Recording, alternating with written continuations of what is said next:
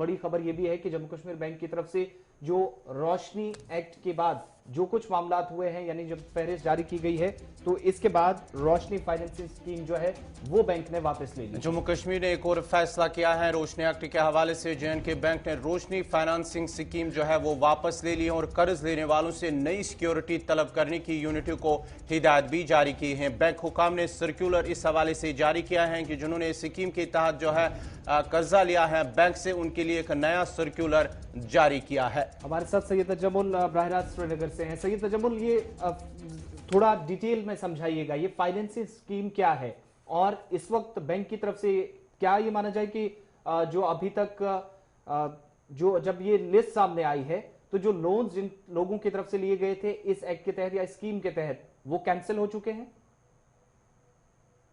आसिफ और गवर कुछ है, देखिए मैं आपको तफसील में समझाऊं कि लोन स्कीम और ये कर्जा हासिल कैसे किया जा सकता है। जम्मू कश्मीर में जो एक मॉर्टगेज लोन लिया जाता है, जब आप अराजी खरीदते हैं उसके बाद उसका जो है माल की अराजी होना लाजमी है। उसके बाद आपके पास अराजी की कितनी किस्में हैं, स्टेट लैंड, फॉरेस्ट लैंड, उसके बाद आपका कहीं ना कहीं डिपार्टमेंट जो है कस्टोडियन, उस पर आपको कर्जा हासिल नहीं किया जा सकता है बतौर मॉर्टगेज लैंड।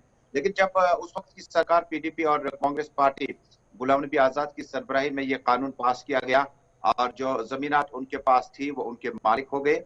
उसके बाद बैंक को डायरेक्शंस दी गई, उस वक्त चीफ एग्जीक्यूटिव ऑफिसर जो थे उनको डायरेक्शंस दी गई कि इस बैंक के डॉक्यूमेंट सरेंडर करके इस पे कर्जा हासिल किया जा सकता है, ताकि अगर आपने 10 मरले आपके पास मालिकाना हुकूक के रहे, एक केनाल का रहा, तो उस पर आप मकान बना सकते हैं ताकि आपका घर तामीर हो सके।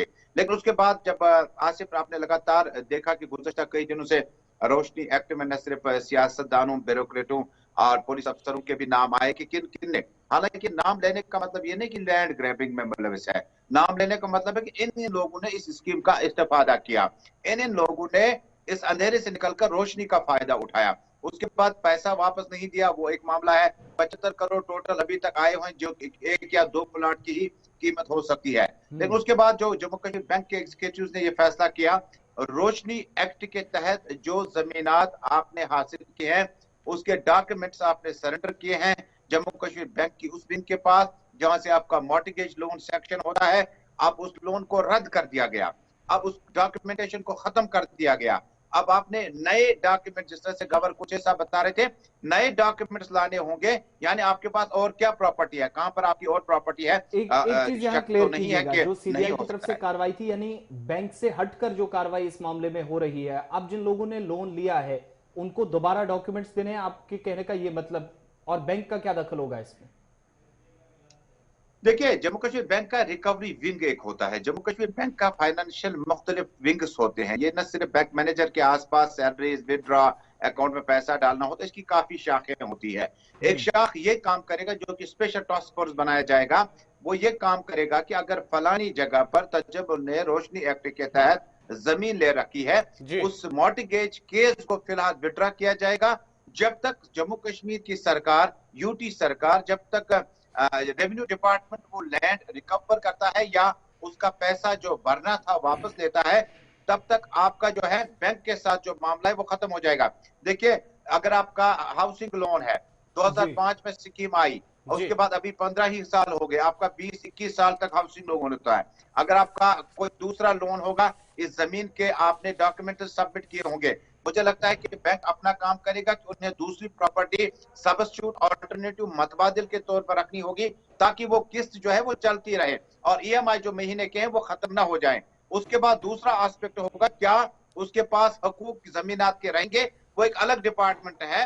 वो डिपार्टमेंट जो है वो रेवेन्यू डिपार्टमेंट और मुख्तलिफ एजेंसीज के साथ मिलकर ये मामला सुलझाएगा। लेकिन फाइनेंशियल एस्पेक्ट जो है वो जम्मू कश्मीर बैंक फिलहाल अपनी माली खिदमत जो है रोशनी एक्ट के तहत जो आपकी जमीनात या अराजी है उसको माली असिस्टेंस फिलहाल नहीं मिलेगी। इन शॉर्ट एक चीज बताइएगा, जो सिक्योरिटी दोबारा मांगी गई है उन लोगों से जिनने पहले कर्ज लिया है, इसका क्या मतलब समझा जाए? देखिए, जब तक मामला आपको, चूंकि आप हाई कोर्ट भी जा सकते हैं, आप सुप्रीम कोर्ट भी जा सकते हैं। रोशनी एक्ट अगर उस वक्त की काबीना ने मंजूर किया, आज की जो काबीना मौजूद नहीं है, यूटी सरकार किस तनाजुर में फैसला करती है, एक तो उस मामले में। जो दूसरा मामला यह होगा कि ये लैंड रिकॉग्नाइज्ड और रजिस्टर्ड नहीं है। जी। यानी जब जेके बैंक कोई मामला मॉर्टगेज लोन टर्न डाउन आपकी फाइल हो जाती है, टेक्निकल टर्म यूज करते हुए, अगर आपका लोन सैंक्शन होके भी आपके ईएमआई काटने के बावजूद भी आपको पैसा नहीं दिया जाता है, इसका गाल में मतलब हुआ कि आपका लैंड रजिस्टर्ड नहीं है, आपके डॉक्यूमेंट्स रिकॉग्नाइज्ड नहीं है। जब तक रिवेरीफाई और मॉडिफाई ऑर्डर नहीं होते, तब तक फिलहाल जम्मू कश्मीर बैंक और जो रोशनी स्कीम के तहत आपकी जमीनात है, उसका रिश्ता अंदरूनी तौर पर, इक्तिसादी तौर पर खत्म हो गया। बहुत बहुत शुक्रिया तफसीलात फराहम करने के लिए और डिटेल से, क्योंकि बड़ा मामला था और कुछ लोगों ने लोन्स लिए थे स्कीम के तहत, उन लोगों को क्या कुछ कहा गया, सिक्योरिटी का क्या कंसर्न था, वो भी आपको बता दिया सईद तजम्मुल ने तफसीलात के साथ।